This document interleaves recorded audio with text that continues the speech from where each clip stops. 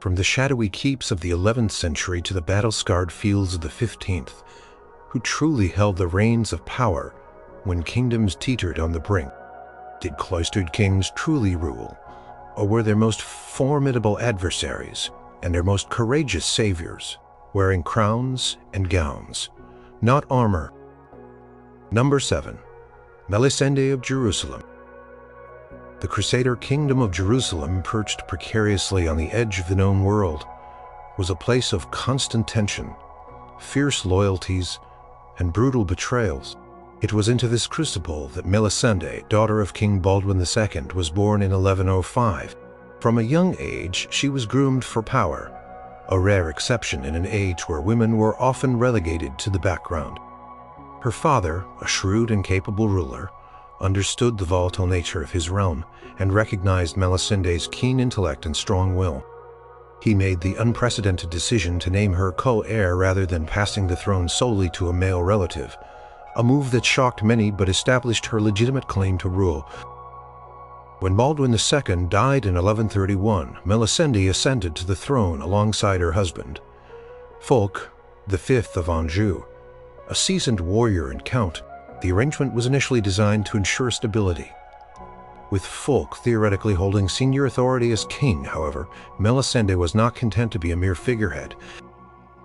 She had been raised to rule, and she understood the intricacies of Jerusalem's politics, its powerful barons and its fragile alliances better than her new husband, who was an outsider. Fulk, for his part, was a man accustomed to absolute control in his European domains. He quickly sought to sideline Melisende, consolidating power within his own circles of advisors and denying her the influence her father had intended for her. This power struggle festered, fueled by Fulk's distrust and the ambitions of certain opportunistic nobles within the kingdom. One prominent figure who became a tool in Fulk's attempts to undermine Melisende was Hugh II of Le Puiset, a powerful and influential count of Jaffa. Hugh, a cousin of Melisende, was accused of conspiring against Fulk, possibly even having an affair with the queen, though historical accounts largely discredit the latter as a baseless rumor spread to discredit Melisende. Regardless of the truth behind the accusations, the situation escalated dramatically. Fulk, seemingly eager to eliminate an adversary and further isolate Melisende, brought charges of treason against Hugh. The affair plunged the kingdom into a severe crisis. Hugh, refusing to appear before a royal court he believed was rigged against him, openly rebelled. He fortified his strongholds and sought alliances with other disgruntled nobles, as well as with the Muslim city of Ascalon, a dangerous move that threatened the very stability of the Crusader state. Fulk was forced to muster an army and lay siege to Hugh's castle at Jaffa. The rebellion was open and direct, threatening the king's authority and the internal peace of Jerusalem. It was in this moment of acute danger that Melisende's courage and political acumen truly shone. While her husband was engaged in military action, she refused to stand idly by. She had supporters among the Jerusalemite nobility and the church hierarchy who remembered her father's wishes and her legitimate claim. Recognizing that Fulk's heavy-handed approach and his attempts to discredit her were exacerbating the crisis, Melisende began to actively intervene. She appealed to the Patriarch of Jerusalem, William of Messines, and other influential churchmen, reminding them of her hereditary rights and the injustices being perpetrated. Her intervention was crucial. Church, a powerful force in the Crusader kingdom, sided with Melisende and urged a more conciliatory approach. They saw the potential for a deeper civil war that could shatter the fragile Christian hold on the Holy Land. Under pressure from these powerful figures and perhaps realizing that his isolated position was weakening, Fulk was compelled to make concessions. An agreement was reached. Hugh of Le Puiset would be exiled for 3 years rather than facing execution or mutilation, a less severe punishment than Fulk had initially demanded. This was a direct result of Melisende's influence and her ability to gather support against her husband's unilateral decisions. The resolution of the Jaffa rebellion marked a turning point in Melisende's reign. From that moment on, she emerged as the dominant ruler. Historical accounts confirm that Fulk, recognizing her strength and the depth of her support, largely stepped back from independent governance and began to consult with her on all major decisions. After Fulk's accidental death in 1143, Melisende truly became the sole ruler, reigning independently for over a decade. She presided over a period of relative peace and cultural flourishing in Jerusalem, demonstrating that her courage in facing down not just the rebellion, but also her own husband's attempts to usurp her power, was essential to the kingdom's survival. Her story stands as a testament to a queen who not only survived a rebellion, but used it as a catalyst to assert her rightful place on the throne. Number 6. Urraca of León and Castile. The early 12th century in the Iberian Peninsula was a time of shifting alliances, constant warfare, and intricate power struggles between Christian kingdoms and Muslim states. It was also a period of immense challenge for women in power. Urraca, born around 1080, inherited the unified crowns of León and Castile upon the death of her father, King Alfonso VI. In 1109, this made her the first reigning queen of Spain, a position that immediately drew scrutiny and opposition from all sides.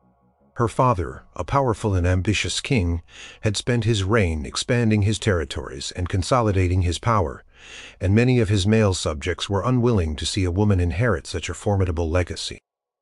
Urraca's succession was further complicated by her second marriage. Alfonso VI, before his death, had arranged for her to marry Alfonso I, a formidable warrior known as the Battler. The idea was to unite the two largest Christian kingdoms in Iberia, creating a powerful front against the Almoravid Muslim Empire to the south. However, this marriage proved to be a source of immediate and profound rebellion, effectively turning the King of Aragon into a direct adversary within Urraca's own realm. Alfonso I of Aragon was a stern and ambitious man who viewed Urraca as merely a means to acquire her kingdoms. He swiftly attempted to assert total control over León and Castile, sidelining Urraca and attempting to rule independently. He even imprisoned Urraca, seized her dowry lands, and expelled her loyal supporters from positions of power. This egregious behavior sparked outrage among the Leonese and Castilian nobility, who, despite their initial reservations about a female ruler, were even less willing to be governed by a foreign king who openly disregarded their queen's rights and the traditional laws of their realms. This rebellion was not a singular event, but a series of interconnected uprisings and military campaigns that plagued Urraca's reign for years. The nobles of León and Castile, led by figures like Pedro González de Lara, rose up against Alfonso I's tyrannical rule. They recognized Urraca as their legitimate sovereign and demanded her restoration to full power. This created a chaotic and multi-front war where Urraca found herself battling not just her husband's forces, but also contending with the ambitions of her own half-sister, Teresa of Portugal, and even her illegitimate son, Alfonso Raimundez, who was put forward by some factions as an alternative ruler. Urraca's response to this unprecedented situation was one of fierce determination and cunning. She understood that she could not rely solely on military might, especially given the fragmented loyalties within her kingdoms. Instead, she mastered the art of political maneuvering, diplomacy, and strategic alliances. When imprisoned, she managed to escape. When one faction rose against her, she sought support from another.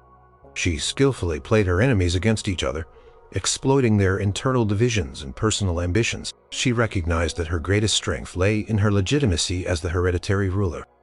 She constantly emphasized her rights as the daughter of Alfonso VI, appealing to the loyalty of her subjects and the ancient customs of the kingdom. She forged and broke alliances with astonishing speed, sometimes siding with her rebellious husband against her own son, and then turning to her son to fight her husband, all in a relentless effort to maintain her own authority and the integrity of her realms. Historical records from the era confirm that her political agility was remarkable, allowing her to survive repeated betrayals and setbacks. One significant instance involved her direct confrontation with her husband's forces. After a period of intense fighting, Urraca, despite suffering several defeats, managed to rally her loyalist forces. She negotiated with different baronial factions, persuading them that her cause was the cause of León and Castile. When open warfare broke out, she did not shy away from the battlefield. While not leading armies directly in the manner of a general, she was present, visible, and actively involved in the political and strategic decisions that guided her forces. The climax of this protracted struggle came with the annulment of her marriage to Alfonso I of Aragon in 1114, a move that legally severed his claim to her kingdoms. Even after the annulment, Alfonso I continued to invade and claim parts of her territory, but Urraca, now free from the legal constraint of marriage, was able to consolidate her support and fight him more effectively. She successfully defended her borders and solidified her rule. Urraca's reign was marked by continuous conflict, but through it all she never abdicated her responsibility or surrendered her claim. She faced down not one but multiple rebellions, often simultaneously, from her husband, her ambitious relatives, and discontented nobles. Her courage was not just in military command, but in her unwavering resolve to govern, her willingness to engage in the messy realities of medieval politics, and her ability to outmaneuver powerful male adversaries who believed a woman incapable of holding such sway. By the time of her death, in 1126, Urraca had secured the throne for her son Alfonso VII, and despite the turmoil, she left a unified kingdom, a testament to her fierce and indomitable spirit. Number 5. Philippa of Hano. When King Edward III of England set off to campaign in France in 1346, leading his armies towards what would become the legendary Battle of Crécy, he left his kingdom in the capable hands of his wife, Queen Philippa of Hano. Philippa, born around 1314. In modern day, Belgium had been married to Edward since 1328. She was known for her kindness, intelligence, and strong character. However, while Edward was focused on conquering French territories, another long-standing enemy of England saw an opportunity to strike. This was Scotland, a kingdom that frequently exploited English preoccupation with continental affairs to launch raids and invasions across the northern border. King David II of Scotland, son of the famous Robert the Bruce, observed Edward III's departure with keen interest. He believed England's military might was now primarily committed to France, leaving the north vulnerable. Egged on by French allies as part of their broader conflict with England, David decided to launch a full-scale invasion. His objective was clear: raid northern England, capture strategic towns, and perhaps even force Edward III to abandon his campaign in France and return home, thereby relieving pressure on France. The Scottish army, reportedly numbering around 12,000 men, crossed the border into England in October 1346. They advanced swiftly, plundering and burning villages as they went, striking fear into the hearts of the northern English populace. Their target was Durham, a significant city and site of a powerful bishopric. This was a serious threat, a direct military rebellion against the authority of the English crown on its own soil, at a time when the king and much of his fighting force were absent. With her husband across the channel, the responsibility for defending the kingdom fell squarely on Queen Philippa's shoulders. She was not a warrior queen in the mold of some of her contemporaries, who led armies into battle, but her leadership in this crisis was no less crucial. She immediately demonstrated remarkable courage and resolve. Upon receiving news of the Scottish invasion, Philippa did not panic. Instead, she took decisive action. She invoked the traditional English feudal levies, calling upon the northern nobility, knights, and local militias to rally against the invaders. Many of these men were older, or not part of the elite fighting force that had gone to France, but they were still capable and loyal. Philippa's appeals were effective, and a diverse force began to gather near York, uniting under the command of the Archbishop of York, William Zouche, along with other experienced lords like Henry Percy and Ralph Neville. What truly set Philippa apart during this rebellion was her personal involvement. Rather than remaining in the relative safety of London, she traveled north to York to personally oversee the preparations and to inspire the troops. Her presence was a powerful symbol of royal authority and national unity. Chroniclers of the time, such as Jean Froissart, detail how Philippa, despite being heavily pregnant at the time, rode among her troops, offering words of encouragement and reminding them of their duty to their country and their king. She understood the power of royal presence and used it to bolster morale and galvanize resistance. On October 17, 1346, the English forces, numbering perhaps slightly less than the Scots, met the Scottish army at Neville's Cross, just west of Durham. The battle was fierce and bloody, while the English army was commanded by seasoned lords. Philippa's presence and leadership were undoubtedly a factor in the English determination. Before the battle commenced, she made a powerful address to her commanders, urging them to fight bravely and reminding them of the stakes. The battle itself was a decisive English victory. The Scottish army was routed, suffering heavy casualties. More importantly, King David II of Scotland himself was captured, a huge blow to Scottish morale, and a major diplomatic triumph for England. David II was taken prisoner and brought to England, where he remained for many years. Philippa's quick and decisive actions in raising an army, traveling to the front lines and inspiring her commanders, ensured that the Scottish rebellion was swiftly and brutally quashed. Her intervention meant that Edward III did not have to abandon his vital campaign in France. The victory at Neville's Cross, secured under her regency, allowed England to continue its war efforts abroad, without the crippling distraction of a major invasion at home. Her courageous leadership during this critical period solidified her reputation as a formidable queen and a protector of her realm, proving that a queen's courage could be as epical as a king's on the battlefield. Number 4. Blanch of Castile. Blanch of Castile, born in 1188, was the granddaughter of King Henry II of England and Elellanar of Aquitane, inheriting a strong lineage of powerful and politically astute women. Married to Louis VIII of France in 1200, she became queen consort in 1223.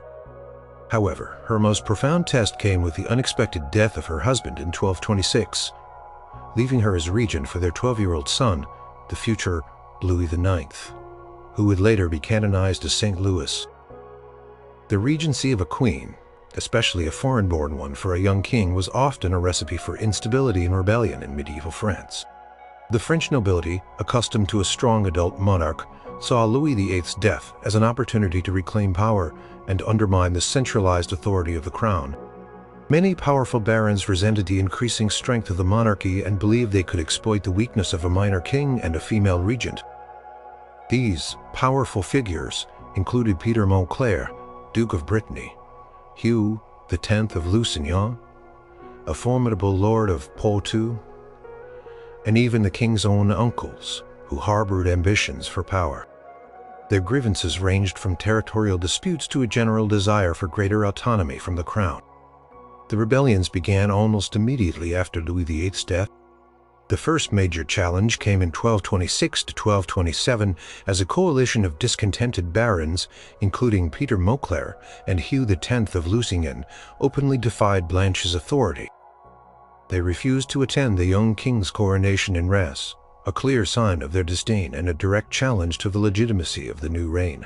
Instead, they formed a league and began to fortify their castles and gather their own forces, effectively waging war against the royal government.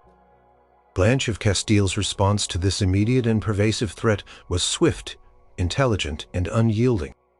She did not allow herself to be intimidated by the overwhelming power of the rebellious barons. Instead, she demonstrated remarkable courage, political acumen, and military leadership. She understood that her primary duty was to protect her son's throne and preserve the integrity of the kingdom. She began by taking decisive military action. While she did not personally lead troops into battle, she was actively involved in directing military campaigns. She ordered the royal army to march against the rebel strongholds, demonstrating that the crown would not tolerate defiance.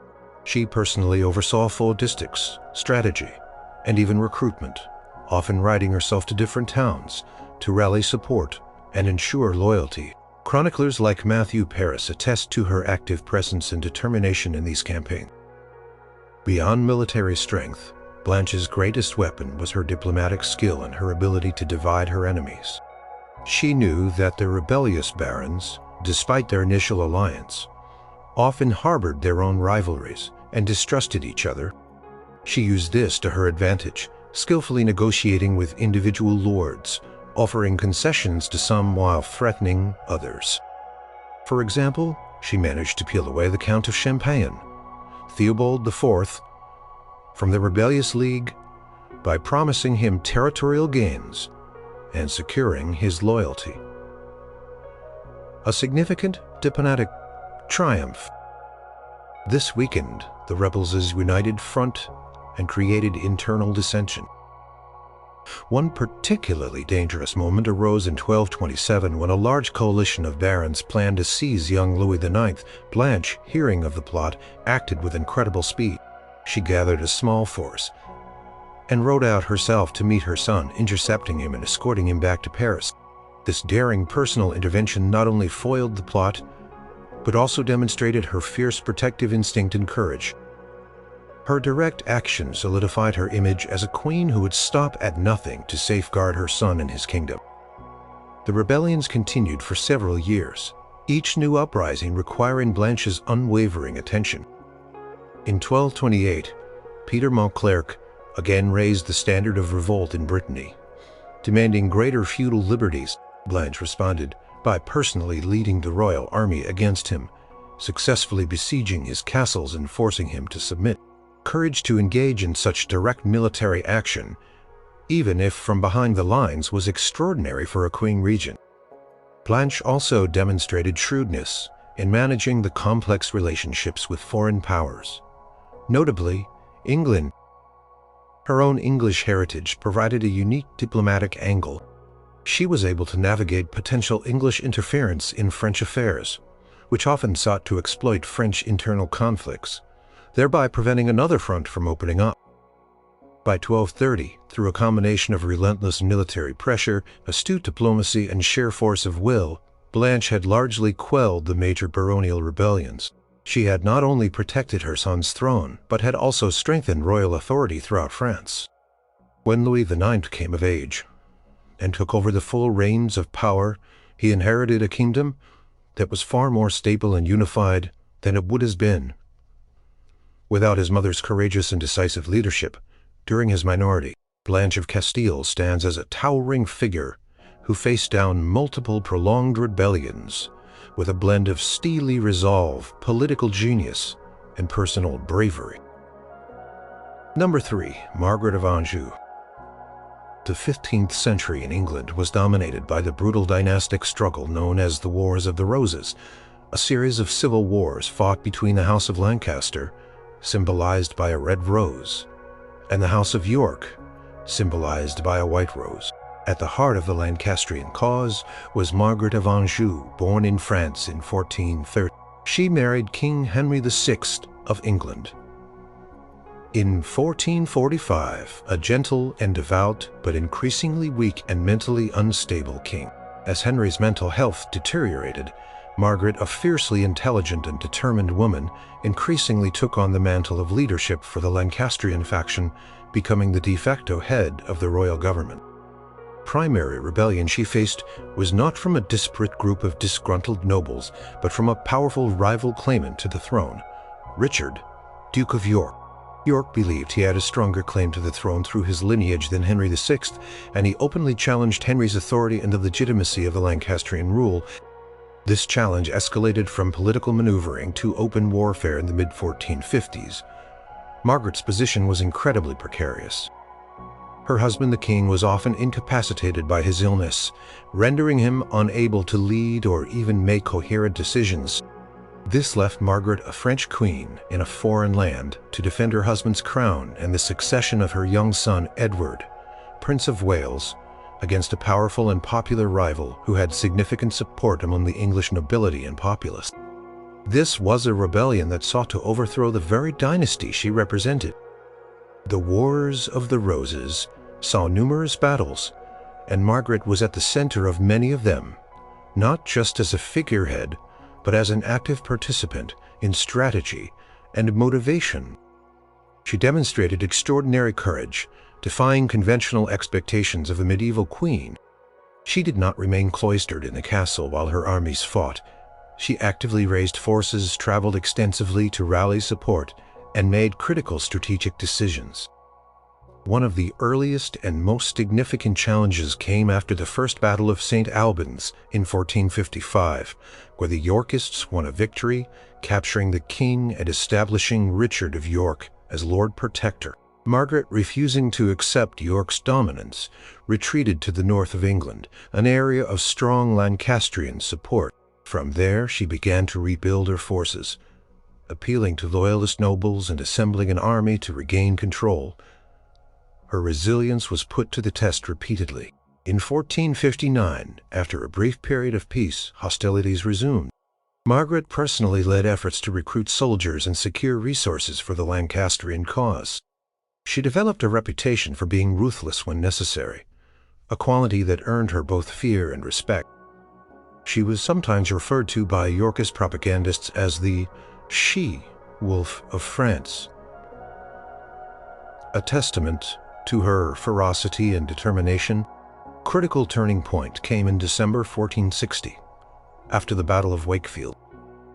Margaret's forces achieved a stunning victory over the Yorkists, killing Richard, Duke of York, and his second son, Edmund, Earl of Rutland.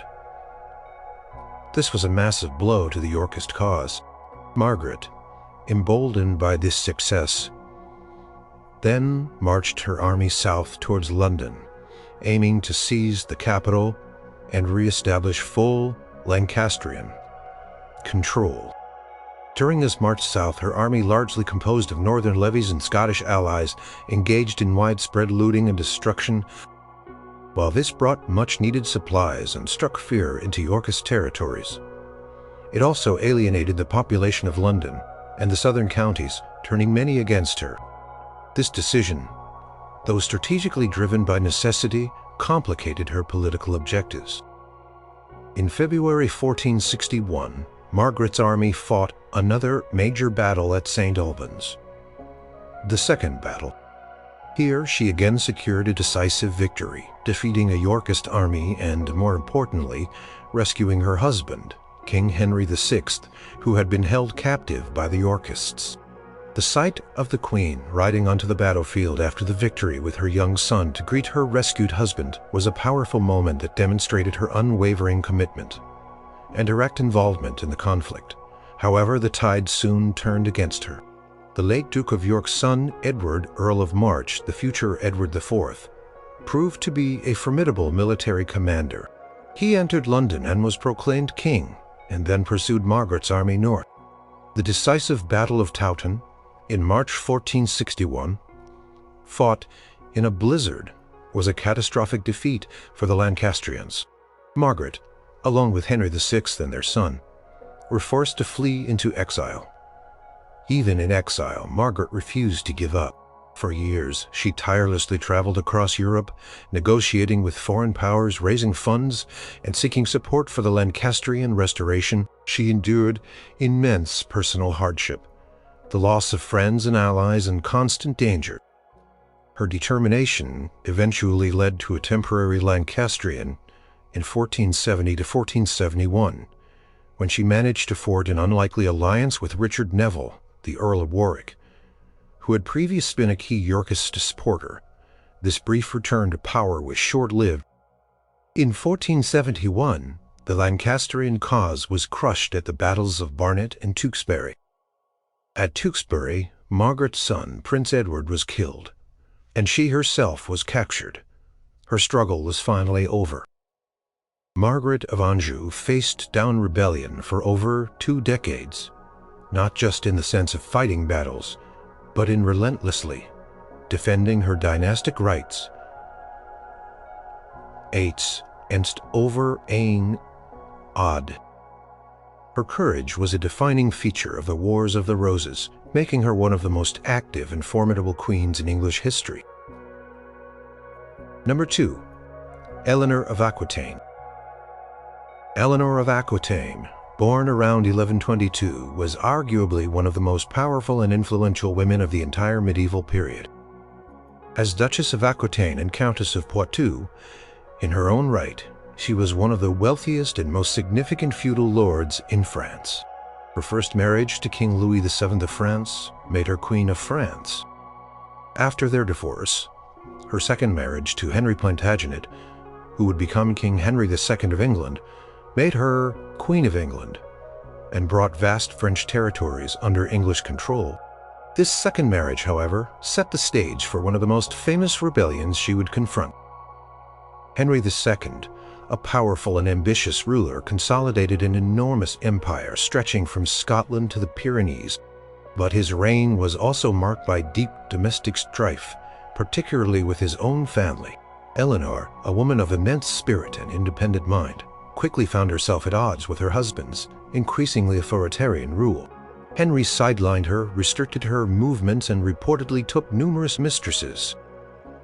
Their marriage, once a powerful political alliance, soured into open resentment. The most significant rebellion Eleanor faced was the Great Revolt of 1173 to 1174. This was a massive, multi-front uprising orchestrated primarily by Henry and Eleanor's own sons. Henry the young king, Richard, later Richard the Lionheart, and Geoffrey. They were encouraged and supported by their mother Eleanor, who was deeply frustrated by Henry II's refusal to grant them substantive power and independent lands. The rebellion was also backed by King Louis VII of France, various disgruntled English and Norman barons, and the kings of Scotland and Flanders, all eager to diminish Henry II's formidable power. Eleanor's involvement in this rebellion was direct and substantial. She actively encouraged her sons to rise against their father and used her vast influence and resources to support their cause. She was the one who personally dispatched her sons to the court of King Louis VII in Paris, seeking his support and forming alliances against Henry II.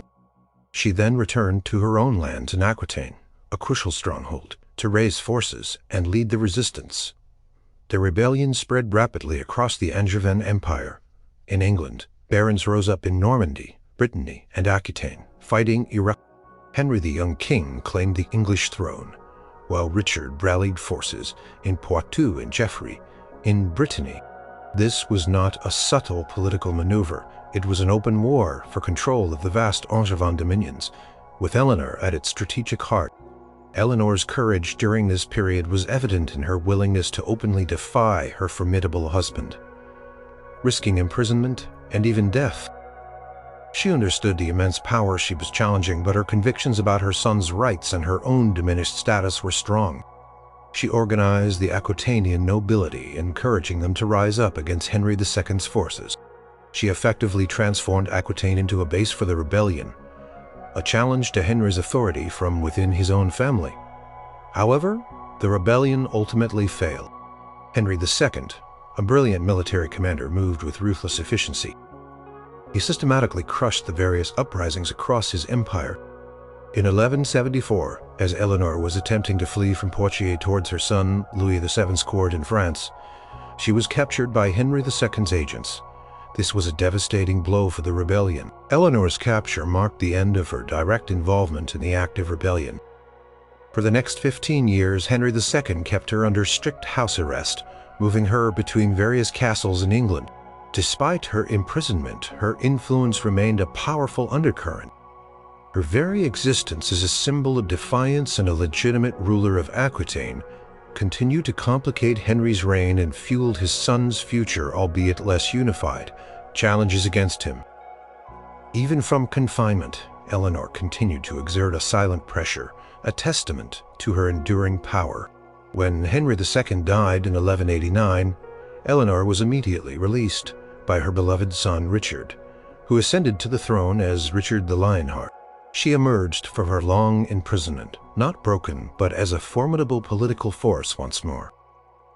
She played a crucial role as regent during Richard's absence on crusade and managed England during periods of immense turmoil, including rallying forces and ransoming Richard from his own captivity.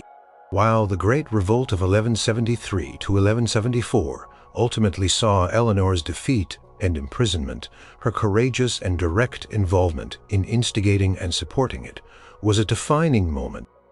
She faced down the rebellion not just by resisting it, but by actively participating in its orchestration, challenging the most powerful king in Europe, her own husband.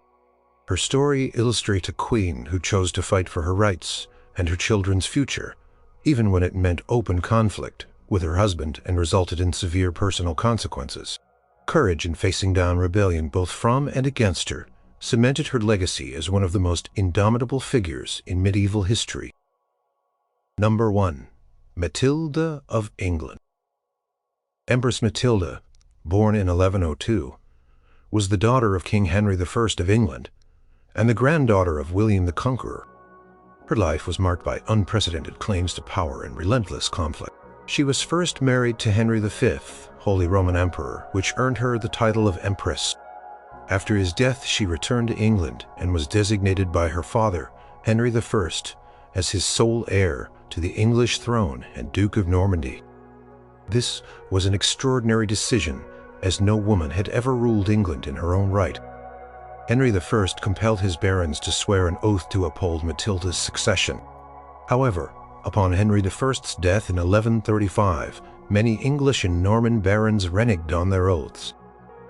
They were unwilling to accept a female ruler, especially one who had spent much of her life abroad. They feared instability, and many believed a woman was incapable of leading armies or administering justice effectively.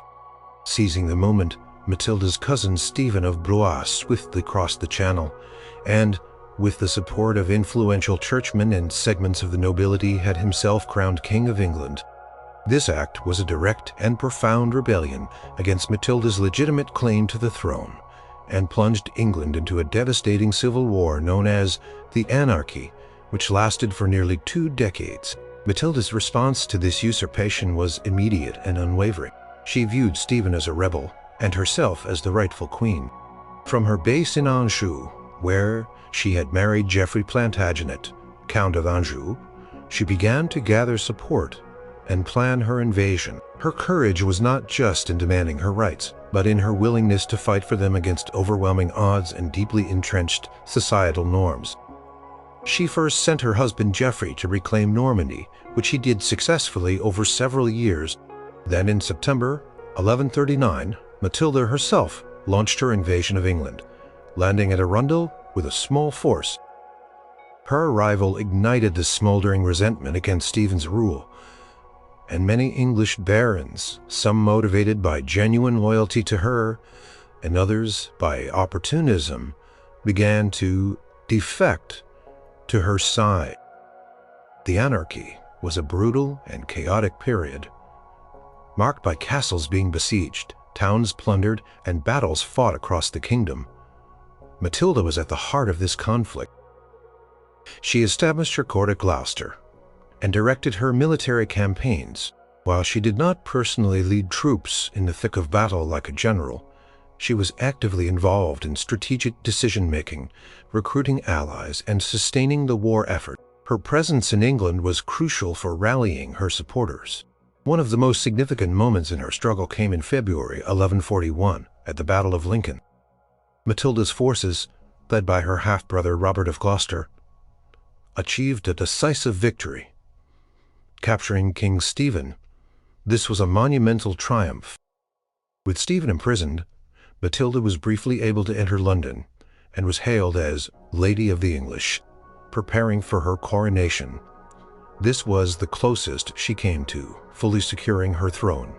However, her reign in London was short-lived and uncompromising ruler. She alienated many key figures, including the citizens of London, with her perceived arrogance and stern demands. She refused to grant concessions to the Londoners or negotiate with influential figures who might have smoothed her path to full recognition. Her inability to win over these crucial elements led to another uprising. The citizens of London, exasperated by her demands, rebelled against her. They drove her out of the city, forcing her to flee in a dramatic escape. This was a crushing setback. Soon after, her half-brother, Robert of Gloucester, was captured by Stephen's supporters, leading to a prisoner exchange. Stephen for Robert, the war resumed with renewed ferocity. Despite this major reversal, Matilda refused to give up. She continued to fight, defending her strongholds, launching counterattacks and enduring sieges. She demonstrated incredible resilience, often facing personal danger. For example, during a siege at Oxford in 1142, she reportedly escaped by lowering herself from the castle walls at night, dressed in white to blend with the snow, and fleeing across the frozen Thames. The civil war continued for many more years, a stalemate, where neither side could achieve a decisive victory. Matilda's forces held the southwest, while Stephen controlled the southeast. The country was ravaged. Eventually, in 1153, a compromise was reached. Stephen would remain king for his lifetime, but Matilda's son, Henry Plantagenet, the future Henry II, would be recognized as his successor. This agreement, formalized in the Treaty of Wallingford, was a partial victory for Matilda, ensuring her dynastic legacy even if she did not reign herself. Empress Matilda's courage lay in her unwavering conviction in her legitimate right to rule and her relentless pursuit of that right against a rebellious cousin and a deeply entrenched societal prejudice against female leadership. She faced down this rebellion for over a decade, enduring setbacks, betrayals, and immense personal hardship. Her struggle, while ultimately not leading to her own coronation as Queen Regnant, paved the way for her son to establish the powerful Angevin dynasty, marking her as a crucial figure in English history who dared to challenge the very foundation of medieval power structures.